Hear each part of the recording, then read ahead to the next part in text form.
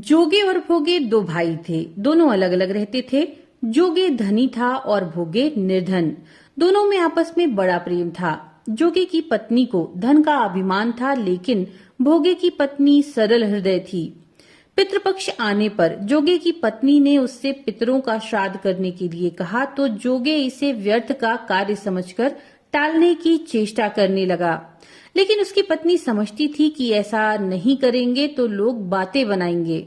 फिर उसे अपने मायके वालों को दावत पर बुलाने और अपनी शान दिखाने का ये उचित अवसर लगा। इसलिए वो बोली, आप शायद मेरी परेशानी की वजह से ऐसा कह रहे हैं, लेकिन मुझे इसमें कोई परेशानी नहीं। मैं भोगे की पत्नी को बुला लूंगी, दोनों मिलकर सारा काम कर लेंगी।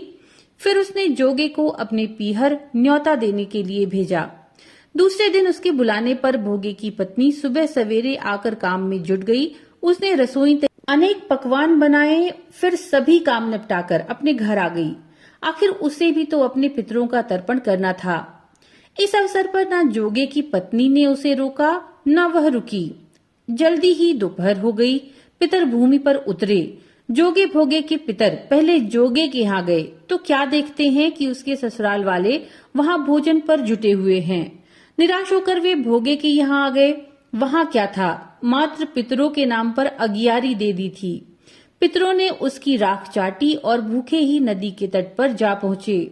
थोड़ी देर में सारे पितर इकट्ठे हो गए और अपने अपने यहाँ के श्राद्धों की बड़ाई करने लगे। जोगे भोगे की पितर ने भी अपनी आप बीती सुनाई।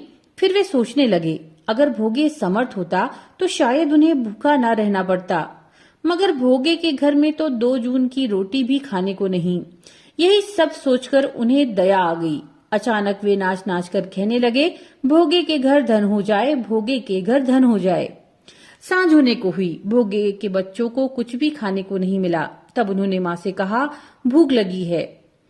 तब उन्हें टालने के लिए भोगे की पत्नी ने कहा, जाओ, आंगन में हौदी औंधी रखी है, उसे जाकर खोल लो, जो कुछ मिले बांट कर खा लेना। बच्चे वहां पहुंचे तो क्या दिखते हैं कि हौदी मोहरों से भरी पड़ी है। वे दौड़े दौड़े माँ के पास पहुंचे, उसे सारी बात बताई। आंगन में आकर भोगे की पत्नी ने जब सब कुछ देखा तो वे भी हैरान रह गई। इस प्रकार भोगे भी धनी हो गया, मगर धन पाकर भी वह घमंडी नहीं हुआ।